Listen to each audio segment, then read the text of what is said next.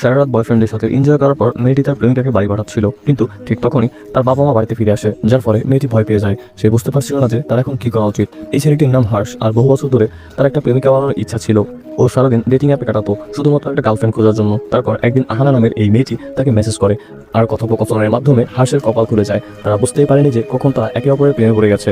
কিছুদিন পর আহানার বাবা মা 3 দিনের জন্য একটা বিয়ের অনুষ্ঠানে শহরের বাইরে যায়, আর তারা বেরিয়ে যেতেই আহানা হর্ষকে ফোন করে তার বাড়িতে আসতে বলে। হর্ষ সেদিন রাতটা আহানাদের বাড়িতেই কাটায়। তারপর দিন বড় হতেই আহানা হর্ষকে বাড়ি চলে যেতে বলে, কিন্তু হর্ষ আরও একদিন সেখানে থাকতে চাইছিল।